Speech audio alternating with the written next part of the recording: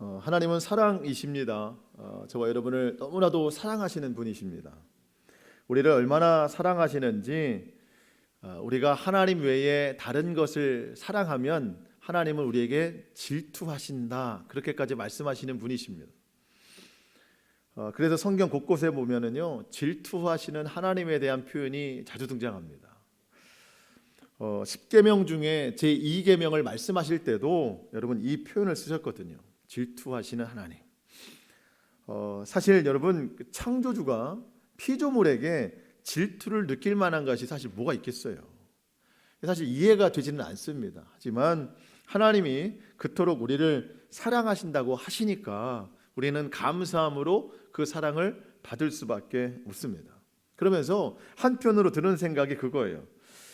이처럼 우리를 사랑하시는 하나님께서 우리에게 아끼실 것이 하나도 없겠다. 실제로 하나님께서 우리를 사랑하사 그 아들까지 내어주셨습니다. 아들까지 아낌없이 내어주신 하나님께서 우리에게 무엇을 아끼시겠는가? 사도 바울이 했던 표현입니다.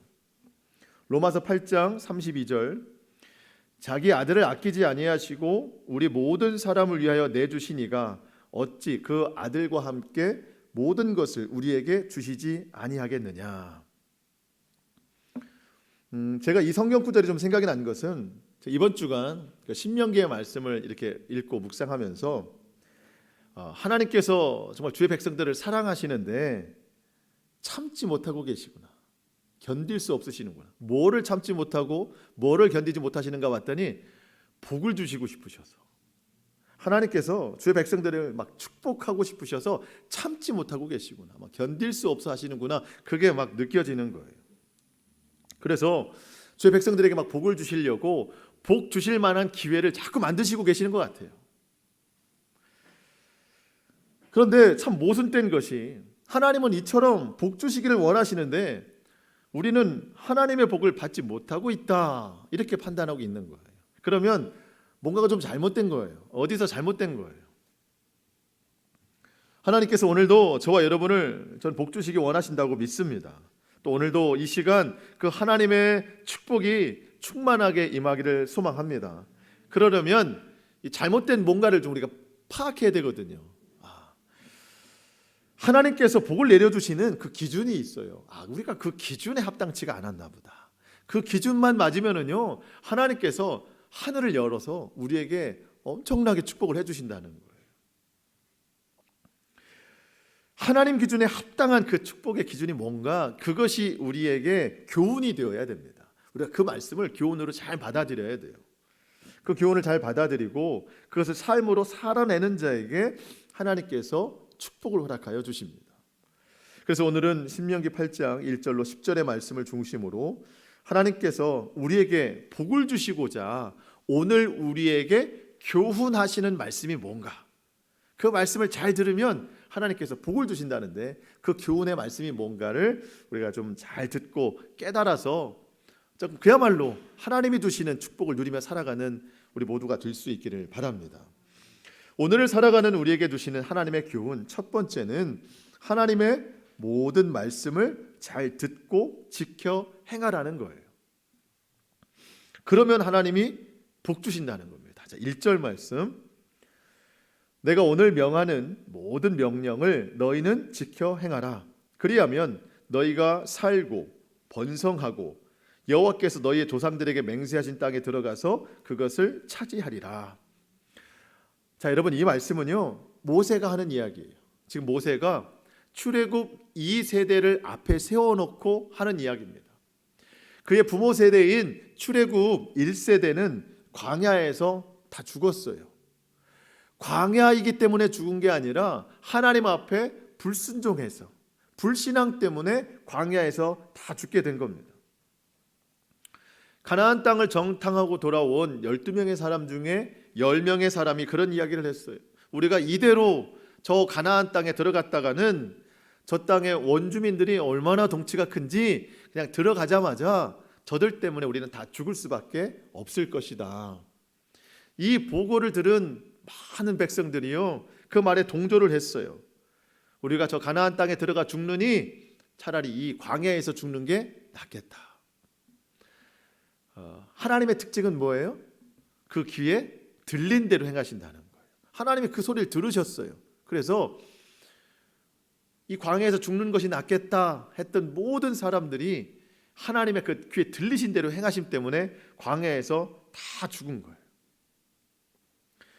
이 아픈 과거를 가지고 모세는 지금 이 출애굽 2세대에게 하나님의 뜻을 선포하는 거예요. 그게 오늘 1절이에요. 내가 오늘 너에게 명령하는 모든 것을 다 지켜 행하라. 그리하면 너희가 살고 또 번성하고 하나님이 약속하신 그 땅에 들어갈 뿐만 아니라 거기에 있는 7 족속을 하나님이 다 물리치셔서 차지하게 될 것이다. 한마디로 그거예요. 너희가 살려면 하나님 말씀 지켜 행해라. 너희가 정말 번성하고 싶으면 하나님 말씀 지켜 행해라. 너희가 저 가나안 땅, 젖과 꿀이 흐르는 저 가나안 땅에 들어가기를 원한다면, 아니 들어가서 저 땅을 완전히 차지하기를 원한다면 방법은 한 가지다. 하나님 말씀을 지켜 행하라. 여러분, 하나님 말씀을 듣고 행하는 자가 복이 있습니다. 듣고 지켜 행하라. 그리하면 다 이루신다. 여러분, 우리는요 이루시는 하나님을 믿어요. 그래서 우리가 그 이루시는 하나님을 믿고 하나님 앞에 기도하는 거잖아요. 그런데 우리가 그 이루시는 하나님을 믿고 마음의 소원을 담아서 하나님 앞에 기도를 하는데 솔직히 말하면 우리 그런 기도도 해요. 하나님 복을 주세요. 그런 기도도 하죠. 나쁜 기도 아닙니다. 물론 욕심을 위해서 기도하고 정욕을 위해서 내가 기도한다고 하면 하나님은 절대 들어주시지 않습니다. 그것은 성경이 말하는 진리예요. 그렇지만 내가 욕심 때문에 구하는 것도 아니고 또 정욕 때문에 구하는 것도 아닌데 정말 열심히 기도하는데 때로 응답이 되지 않을 때가 있어요. 왜 그런가? 오늘 말씀에서 이유를 찾을 수가 있는 거예요. 하나님께서 우리의 소원을 들어주시는 것은 단지 간구 때문만은 아닙니다. 우리의 순종을 보시고 하나님은 이루신다는 거예요.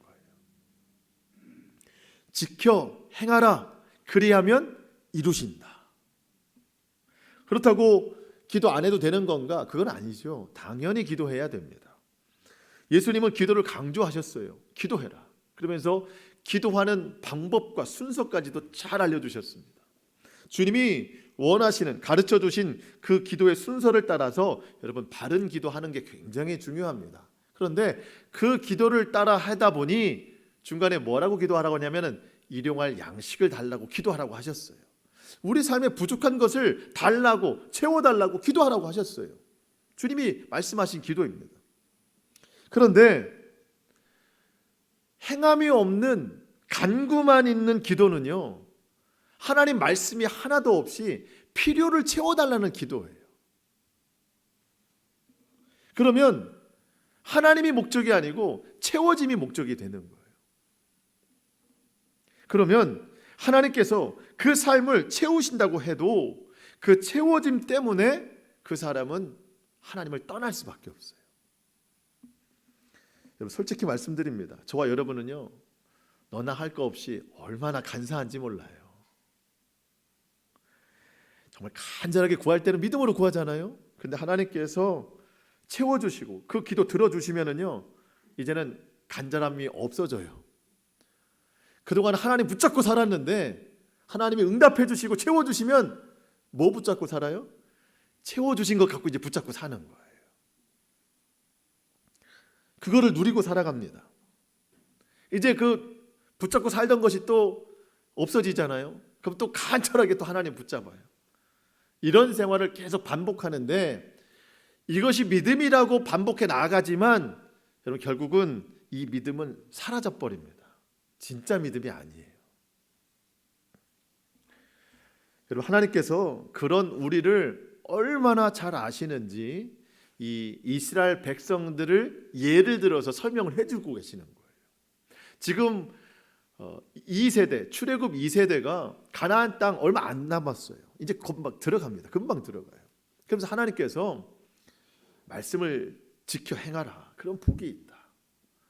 그래서 앞으로 좀 나오겠지만 이 광야의 길을 잘 기억해야 된다. 그리고 너희는 이제 곧 가나안 땅에 들어갈 것이다 하면서, 여러분 그 신명기 8장이 1절로 20절까지 기록이 되어 있거든요. 근데 1절로 10절 딱 절반까지는 하나님의 권고의 말씀입니다. 정말 잘해야 된다. 그러면 가나안 땅, 정말 풍성한 땅에 들어가게 된다. 이것이 1절로 10절인데요. 11절로 20절 절반을 어떻게 사용하시는가 봤더니요, 그 땅에 들어가서도 정말 위험하다는 거예요. 뭐가 위험한가? 그 땅에 있는 풍요로움 때문에 너희가 나를 잊어버릴까 하나님이 두렵다는 거예요. 그러니까 하나님을 붙잡고 그 땅에 들어가야지, 그 땅에 있는 것만 생각하고 그 땅에 들어가면 오히려 하나님을 떠나게 된다는 겁니다. 그러니 말씀 붙잡고 살아가는 게 얼마나 중요한지 몰라요. 이제 그들이 들어갈 이스라엘 땅이요, 얼마나 풍요로운 땅인지 지금 걸어가고 있는 광야길과는 비교할 수가 없는 거예요. 하나님이 우리에게 예비하신 것이 그런 거거든요. 여러분 7절로 10절 말씀을 좀 제가 읽어볼 건데요. 여러분 마음의 흥분을 좀 가라앉히시고, 왜냐하면 가나안 땅이 얼마나 좋은지를 우리가 볼 건데, 7절로 10절 제가 좀 읽어볼게요. 한번 눈으로 따라와 보세요. 내 하나님 여호와께서 너를 아름다운 땅에 이르게 하시나니 그곳은 골짜기든지 산지든지 시내와 분천과 샘이 흐릅니다. 여러분 이 지역에서는 물이 굉장히 귀합니다. 그런데 그 땅은 물이 항상 흘러요.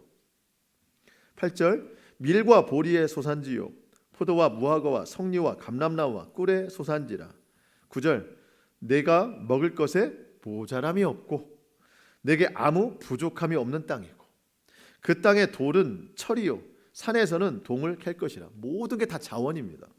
10절 내가 먹어서 배부르고 내 하나님 여호와께서 옥토를 내게 주셨으므로 말미암아 그를 찬송하리라.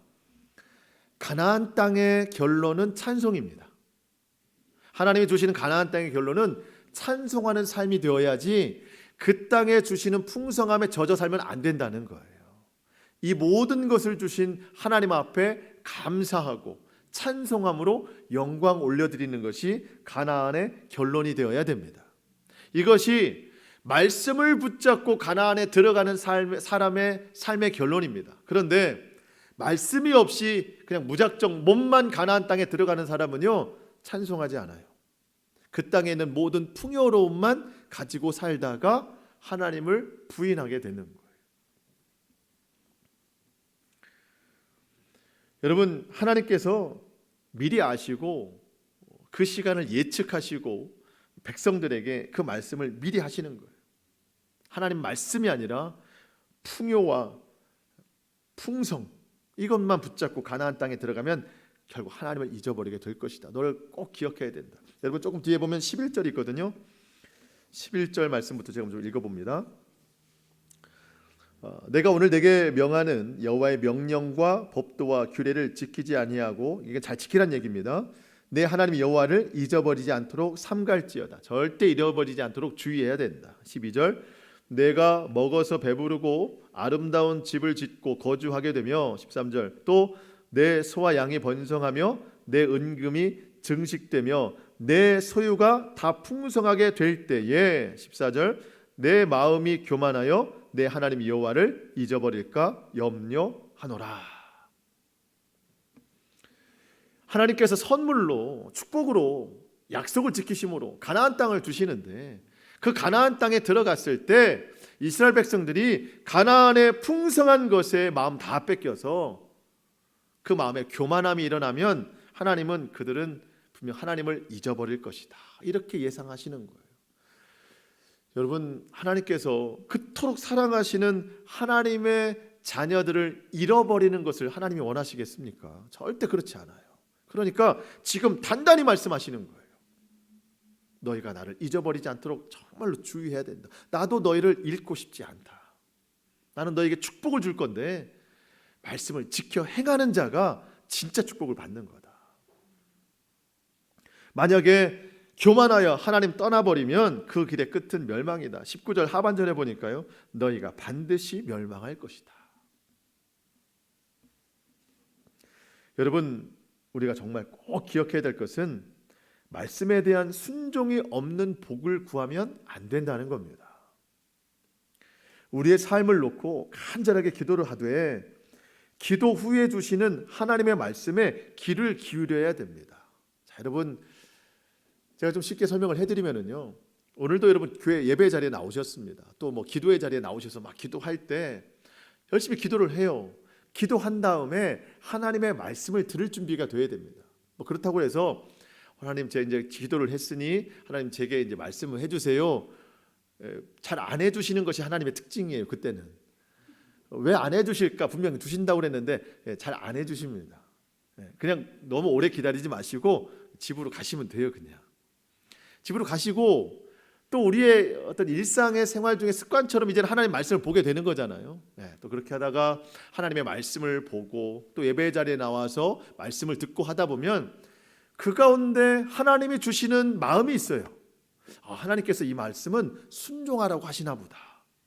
여러분, 그게 기도 후에 순종하라고 주시는 말씀이에요.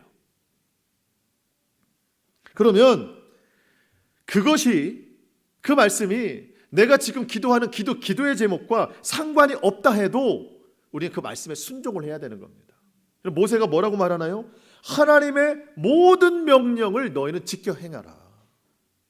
지금 원하는 것을 구하는 그 말씀만 지켜 행하는 게 아니고요, 어떤 말씀이든지 하나님이 주신 말씀이 있으면 모든 말씀을 지켜 행하라. 그리하면 이루시리라. 하나님은 기도의 응답을 이루시기 위해서 그 일을 도울 만한 순종을 우리에게 원하시는 게 아니에요. 하나님이 우리의 기도를 들으시고 그래, 일을 시작해야 되겠다 하려면 너의 도움이 필요해, 이거 순종해, 이게 아니라는 거예요. 축복은 하나님의 전적인 은혜예요. 어떤 것이든 하나님이 다 주실 수 있는 겁니다. 우리가 돕지 않아도 돼요. 무엇이든지 그 말씀에 순종하라고 하십니다. 여러분, 우리 모두가 하나님 말씀을 잘 지켜 행할 때 주시는 그 축복을 경험할 수 있기를 바랍니다. 하나님이 이거를 원하시는 거예요. 근데 우리는 기도는 열심히 해놓고 그 다음 주시는 말씀은 나 몰라라 하고, 그렇기 때문에 중간에 복이 없더라고요. 이렇게. 하나님이 이처럼 우리에게 복 주시기 원하시는 분이시거든요. 저와 여러분이 말씀에 순종함으로 그 주시는 복을 누리며 살 수 있기를 바랍니다. 하나님께서 오늘 우리에게 주시는 또 하나의 교훈, 두 번째가 뭔가 했더니 광야의 교훈을 기억하라는 겁니다. 광야의 교훈을 기억하라. 제가 지난주에도 말씀을 드렸는데 힘든 우리 인생길을 광야길이라고 표현을 합니다. 성경 속 광야를 지나가는 이스라엘이 결국 우리 인생이에요. 힘들고 고달픈 인생길을 가고 있는 것과 똑같습니다. 자, 그런데 하나님께서 이스라엘에게 그 광야길을 걷게 하신 이유가 있다고 말씀하시고요, 그것을 잘 기억하라고 말씀하십니다. 오늘 우리가 이거 정말 잘 기억해야 됩니다. 2절 말씀 같이 한번 읽어보겠습니다. 무엇을 기억해야 되는지 2절 말씀 같이 한번 읽어봅니다. 시작. 내 하나님 여호와께서 이 40년 동안에 내게 광야길을 걷게 하신 것을 기억하라. 이는 너를 낮추시며 너를 시험하사 내 마음이 어떠한지 그 명령을 지키는지 지키지 않는지 알려 하심이라. 아멘. 사실 이스라엘이 본래 걸어야 했던 광야길은 40년이 아닙니다. 2년이 사실 채 못 되는 거리였거든요. 그런데 40년 걸렸어요. 앞에서 말씀드린 것 같이 이제 그 민수기에 나오죠. 가데스 바네아 이 지역에서 12명 정탐꾼을 가나안 땅에 보내서 이제 그 땅을 정탐하고 돌아왔을 때 10명이 그곳에 있는 주민들 너무 크고 장대하다, 우리는 들어갈 수 없다, 그 두려움 때문에 들어가지 못한다, 그런 결론을 내려서 그 뒤로 38년이 추가된 거죠. 38년이. 여러분, 이 38년 동안 어떤 일들이 일어났나요? 하나님은 하나님의 일을 하시고 또 아까 우리는 광야에서 죽는 게 낫겠다 그렇게 시인했던 한 60만 명 이상의 장정들, 남자 장정들이요, 이 40년 동안에 다 죽은 거예요. 그러니까 그 사람들이 죽는 시간이었어요. 사실은 하나님은 생명을 위해서 하나님의 일을 계획하시지만 불순종한 사람들은요, 그 38년이 다 죽는 시간인 거예요. 여러분, 믿음을 가지고 있는 사람에게는요, 하나님의 생명의 시간을 살지만 믿음이 없는 사람에게는요, 죽음의 시간을 사는 거예요. 여러분, 우리가 지금 어떤 시간을 보내고 있는지 우리 잘 깨달아야 됩니다. 하나님께서는요, 그때를 기억하라고 말씀하십니다. 이 40년을 기억하라고 말씀하십니다. 출애굽 2세대가 기억할 일이고 오늘 우리가 기억해야 될 일입니다. 뭘 기억해야 되는가 봤더니 두 가지를 말씀하시는데, 첫 번째, 하나님께서 왜 40년을 걷게 하셨는가? 그들을 낮추게 하기 위함이다. 너희를 낮추시게 하기 위함이다. 이 낮춘다는 말은요, 본래 책망한다, 벌한다, 그런 뜻이거든요. 사실 그런 뜻도 맞긴 맞아요. 하나님께서 그들의 불순종 때문에 막 책망하고 벌하시려고 38년을 더 돌게 하신 의미도 있지만, 그거는 언어적인 뜻이고 하나님의 속마음은 그게 아니에요. 그들을 가르치시기 위한 겁니다. 그들을 이제 변화시키기 위한 겁니다. 교육하시기 위한 거예요. 예레미야애가 3장 33절에 이런 말씀이 있어요. 주께서 인생으로 고생하게 하시며 근심하게 하심은 본심이 아님이로다. 하나님께서 우리가 고생하고 근심하는 거 하나님의 본심이 아니래요. 하나님의 본심은 뭘까요? 사랑, 우리를 복주시는 거. 이게 하나님의 본심입니다. 그런데 하나님께서 이스라엘을 광야 40년 동안 그 험난한 길을 걷게 하신 것은 그 걸으면서 결국 하나님의 놀라운 일들을 보면서 오직 하나님만 의지하게 하시는 거예요. 그거를 우리에게 교훈하게 하시는 겁니다. 그거를 꼭 기억하라는 겁니다. 그래서 낮추시는 거예요. 여러분, 하나님께서 우리를 철저하게 낮추실 때가 있더라고요. 어떤 때는 이 재정 문제로 너무 나를 낮추실 때가 있어요. 물질로. 어떤 때는 이 건강의 문제로 나를 막 낮추실 때가 있어요. 어떤 때는 직장이나 혹은 사업장의 일로, 혹은 어떤 가정 안에서 일어나는 일로, 또 어떤 일들로 우리를 철저하게 낮추실 때가 있어요. 근데 하나님의 뜻은요, 고생이나 근심하라고 주시는 낮추심이 아니에요. 그건 하나님의 본심이 아니십니다. 그렇게 낮추셔서 우리로 깨닫게 하시기 위해서, 우리로 정말 하나님만 의지하게 하기 위해서, 뭔가 내가 낮아지지 않으면 하나님을 붙들지 않는 그 뭔가가 있기 때문에 우리를 철저하게 낮추시는, 그게 이스라엘에게는 40년이요 우리에게는 얼마의 기간인지는 잘 모르겠어요. 낮추시는 이유가 있어요. 결국 복주시기 위함이다. 이게 결론입니다. 우리를 복주시기 위해서 하나님이 낮추신다는 겁니다. 성경은 그 낮추신다는 말을 다른 말로 징계한다는 말로 표현하거든요. 징계한다. 5절 말씀, 5절, 너는 사람이 그 아들을 징계함같이 내 하나님 여호와께서 너를 징계하시는 줄 마음에 생각하고. 여러분이 징계라는 자체, 그 단어 자체는 우리가 참 달갑지는 않지만 왜 징계가 내려지는가, 그 관계를 보면 굉장히 고마운 말입니다. 아버지가 아들을 징계함같이 하나님이 우리를 징계하신다. 결국 하나님과 우리의 관계가 설명이 됐죠. 하나님은 우리의 아버지가 되시고 우리는 하나님의 자녀가 된다는 겁니다. 이스라엘도 마찬가지지만 우리도 마찬가지예요. 여러분, 자녀를 징계하는 것은 그 아버지의 책임입니다. 자녀가 잘 되기 위해서 부모는 징계할 수 있는 겁니다. 징계의 목적은 멸망이 아닙니다. 돌아오게 하는 거예요. 바르게 서게 하는 겁니다. 복주시기 위함입니다. 히브리서 12장 7절 8절 말씀, 너희가 참음은 징계를 받기 위함이라. 하나님이 아들과 같이 너희를 대우하시나니 어찌 아버지가 징계하지 않는 아들이 있으리요. 징계는 다 받는 것이거늘 너희에게 없으면, 징계가 없으면 사생자요 친아들이 아니니라. 그러니까 하나님이 우리를 사랑하시기 때문에, 아들로 여기시기 때문에 징계를 주신다는 거예요. 그러니까 이 징계가 얼마나 감사한지 몰라요. 여러분, 광야 지나가는 거 징계라는 겁니다. 때로 우리가 고통 중에 있는 거 하나님의 징계라는 겁니다. 왜? 우리를 깨닫게 하시기 위해서, 낮추시기 위해서. 이 징계, 광야, 때로 고난, 이 모든 것의 목적은 마침내 복을 주려 하심입니다.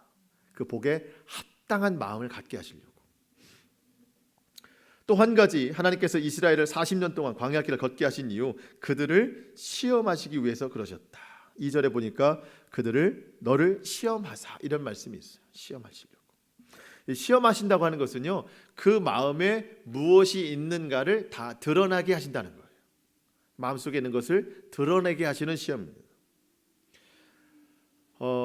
애굽을 떠나와서 광야에 머무르고 있습니다. 이제는 가나안 땅에 들어갈 얼마 시간이 남지 않았습니다. 자, 지금 이 중간에서 그들 마음에 무엇이 있는지, 하나님이 있으신지, 아니면 아직도 애굽에 그 살던 습성이 남아 있는지, 애굽에서 봤던 금송아지가 아직도 있는지, 이 마음에 무엇이 있는지를 시험하시려고 40년을 걷게 하셨다는 겁니다. 여러분, 하나님께서 오늘 우리를 광야길에서 시험하실 때 우리 마음에 무엇이 있는가를 보게 하신다는 겁니다. 생각해보면 우리가 광야길을 걷고 있는 이유 중에 가장 큰 이유가 내 마음에 하나님이 없고 세상 즐거움으로 채워져 있기 때문이라고 생각이 돼요. 그러니까 지금 너의 마음에 무엇이 있는가를 봐라 하면서 우리를 광야길로 인도하시는 거예요. 시험하고 계시는 거예요. 너의 마음에 예수님이 없고 세상 즐거움, 세상 욕심이 있으니 이 광야를 지나가는 거야 라고 하나님이 우리에게 말씀하시는 것 같습니다. 여러분, 이 고난 중에, 우리 광야길을 걷는 중에 우리를 시험하시는 하나님의 뜻을 잘 분별해야 됩니다. 이제 가나안을 얼마 앞두고 있는데 여전히 마음속에 세상 우상이나 세상 즐거움, 애굽에서 가지고 있던 그 습성, 애굽의 우상을 아직도 가지고 있으면은요, 가나안 땅에 들어가자마자 그 마음에 있는 대로 살아가는 겁니다. 가나안에 있는 모든 풍요로움은 금송아지로 쓰이는 거예요. 죄악에 다 쓰이는 거예요. 세상 즐거움으로 다 쓰이는 겁니다. 그렇기 때문에 이제 마지막 점검하는 거예요. 이제 가나안 땅 들어가기 전에 너의 마음에 무엇이 있는지를 잘 점검해라. 하나님께서 우리에게 축복 주시기를 원하시는데 이 축복이 과연 어디에 쓰일 것인가, 너의 마음을 잘 점검하라는 거예요. 하나님 없는 마음에 축복이 쌓이면 다 죄로 쓰입니다. 여러분, 바른 생각을 가지고 있지 않은 사람에게 돈을 쥐어봐요. 다 악하게 쓰이죠. 범죄하게 쓰이는 것이죠. 오늘 우리의 마음을 잘 점검하라는 거예요. 시험해 보라는 거예요. 하나님이 예비하신 축복을 받을 수 있는 상황인지. 여러분, 광야에서 하나님이 우리를 낮추시고 시험하시는 그 이유는 마침내 복을 주시기 위함이라. 여러분, 16절 말씀입니다. 16절 말씀은 좀 동그라미 쳐줘도 괜찮을 것 같아요. 16절 같이 한번 읽어보겠습니다. 시작. 내 조상들도 알지 못하던 만나를 광야에서 내게 먹이셨나니 이는 다 너를 낮추시며 너를 시험하사 마침내 내게 복을 주려 하심이었느니라. 아멘. 아멘. 하나님이 이처럼 우리에게 복 주시기 원하십니다. 여러분, 우리 인생에 흐르는 광야의 시간, 그것이 우리에게 주는 은혜가 분명히 있습니다. 지금 당장은 고달프고 어렵고 힘겹겠지만 하나님께서 왜 그 시간을 주시는지 그 이유를 알고 기억해야 됩니다. 그러면 지금 보내고 있는, 걸어가고 있는 이 광야의 시간을 우리는 헛되이 보내지 않습니다. 그 시간을 통해 마침내 우리에게 복 주시려 하시는 하나님의 계획이 있습니다. 그래서 우리를 광야길로 인도하시고 철저하게 우리를 낮추시고 우리의 마음속에 무엇이 있는지 자꾸 하나님이 시험하시는 거예요. 보게 하시는 거예요. 우리가 이 사실을 꼭 기억할 수 있기를 축복합니다. 그래서 복 받는 사람 되어야 돼요. 여러분, 예수 믿는 사람들은요, 복 받는 사람 되어야 됩니다. 이건 욕심이 아니에요. 성경이 가르치시는 진리입니다. 진리. 복 받을 일이 있으면 그대로 행동하면 하나님은 반드시 하늘 창고를 열어주셔서 우리 가운데 가나안보다 더 이상 놀라운 축복을 허락하시는 분이십니다. 그리고 이 광야의 길을 광야의 시간을 보내고 있다 해도 여러분, 하나님은요, 우리는 그냥 매몰차게 광야길로 그냥 내버리시지 않으시는 분이에요.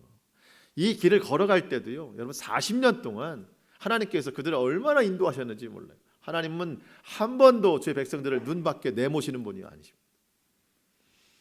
혼자 걸어가라고 말씀하시지 않아요. 여러분 4절 말씀 보실까요? 4절 말씀. 이 40년 동안에 내 의복이 헤어지지 아니하였고 내 발이 부르트지 아니하였느니라. 저는 이 성경의 기적 중에 저는 이게 제일 놀라운 기적이라고 생각이 됩니다. 이게 당연한 게 아닙니다, 여러분. 그냥 읽었다고 해서 당연한 게 아니에요. 여러분 40년 동안 의복이 헤어지지 않았어요. 물론 그 옷 한 벌을 가지고 40년 동안 입었다는 얘기는 아닙니다. 하나님께서 늘 공급해 주셨다는 이야기예요. 여러분 근데 광야에서 옷을 이렇게 만들어 입을 일이 뭐 있겠어요? 근데 하나님께서 적절한 때에 옷을 계속해서 공급해 주셨다는 이야기인데 더 놀라운 것은 발이 부르트지 않았다는 거예요. 이건 발을 대신해 줄 수 있는 게 없잖아요. 40년을 계속 걸어온 사람이 있어요. 어렸을 때부터 출발한 사람은 끝까지 걸어간 사람인 거예요. 왜냐하면 어려서부터 된 사람은 2세대가 돼서 간 거잖아요. 그러니까 여러분 발이 부르트지 않았다? 어떤 사람은요 자기 발을 붙잡고 아유 하나님 살아계시구나. 내가 40년을 걸어왔는데 이 발이 멀쩡한 거예요. 여러분 그 당시에 신발이 뭐 온전했겠어요? 뭐 좋은 길 걸어갔겠어요? 광야길입니다. 제가 군대에 있을 때 제일 힘들었던 게 행군이었습니다. 행군. 겨울철에 행군을 하는데요. 보통 일주일을 합니다. 일주일. 뭐 짐을 메고 일주일 동안 밤낮 없이 걸어가는데 전투화를 신어요. 이 공기가 안 통하잖아요. 그러니까 막 땀이 찼다가 또 밤에는 막 얼었다가 그래서 남자들이요 동상에 많이 걸리는 거예요. 그래서 발이 온전치가 않습니다. 발이 부르트지 않을 수가 없어요. 며칠을 행군했는데도 발이 부르트는데 여러분 40년을 걷는데 발이 부르트지 않았다, 의복이 헤어지지 않았다. 이건 정말 기적입니다. 기적. 여러분 하나님께서 얼마나 세밀하신지 이 발가락 하나도 하나님이 다 세밀하게 감찰하시는 분이신 거예요. 하나님이 다 지키시는 겁니다. 여러분 광야길을 지나고 계십니까? 여러분 혼자 걷는 거 아닙니다. 하나님이 다 지키고 계시는 거예요. 그러면서 함께 가시면서 그 들어가는 가나안 땅의 축복도 함께 누리게 하시는 거예요. 그것이 하나님의 사랑입니다. 여러분 의복과 신발뿐이겠습니까? 매일 만나를 먹여주셨습니다. 그런데 여러분 매일 이렇게 만나를 먹여주시는 이유가 독특하더라고요. 여러분 왜 맨날 만나를 하늘에서 떨어뜨리겠습니까? 이거 먹고 오늘 갈 길을 걸어가라.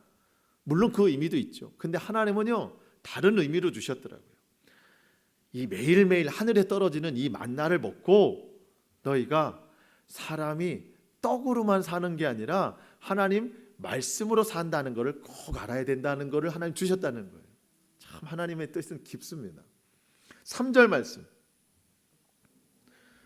너를 낮추시며 너를 줄이게 하시며 또 너를 알지 못하며 너도 알지 못하며 내 조상들도 알지 못했던 만나를 내게 먹이신 것은 사람이 떡으로만 살 것이 아니요 여호와의 입에서 나오는 모든 말씀으로 사는 줄을 내게 알게 하려 하심이라. 하나님이 입속에 만나를 넣어주시면서 이것을 위해서만 살지 말아라. 이게 어디서 왔는지를 알아라. 이 만나가 온 것은 하나님의 말씀에서부터 온 것이다. 그거를 아는 것이 중요하다는 거예요. 여러분 떡이 필요 없다는 말이 아니에요. 광야를 지나는 백성들에게는요 하루 양식보다 더 중요한 게 없어요 사실은. 그런데 이게 어디서 왔냐는 거예요. 그냥 하늘에 뚝 떨어진 게 아니라는 거예요. 하나님의 약속에 의해서 하나님의 입에서 나오는 모든 말씀으로 이 모든 것이 다 이루어졌다는 겁니다. 결국 우리에게 오늘 주시는 교훈은 그거예요. 여러분 우리가 하나님을 의지함에 있어서는 크고 작은 일 구분이 없다는 겁니다. 어떤 분은 그럴 거예요. 매일매일 일하고 먹고 그 사소한 것들은 다 내가 하고 큰 것만 하나님께 다 맡긴다. 그거 아니라는 겁니다. 매일매일 하루하루 양식 하나님의 말씀으로부터 우리가 찾아야 되고 하나님 말씀을 지켜 행함으로 하나님이 주시는 거라고 하는 믿음을 가지고 살아야 된다는 겁니다. 여러분 우리의 하루하루는 그냥 되어지는 게 아닙니다. 우리가 먹고 마시고 입는 것 하나님의 간섭 없이는 될 일이 아니라는 거예요. 다 내 힘으로 한다? 여러분 그러면 교만해진다는 겁니다. 어느 것 하나라도. 그래서 매일매일 하나님 앞에 간구하는 기도하시고 또 매일매일 하나님 앞에 말씀에 순종하는 삶을 사십시오. 그래서 하루 저녁 잠자리에 누울 때 하나님 앞에 감사하십시오. 오늘 하루도 하나님의 은혜로 살아왔습니다. 특별히 광야의 시간을 우리가 지나고 있을 때 그때는 참 우리의 믿음이 연약해질 수밖에 없어요. 하지만 더욱 우리의 믿음을 붙잡아야 됩니다. 우리 광야의 시간은 하나님께서 허락하신 시간입니다.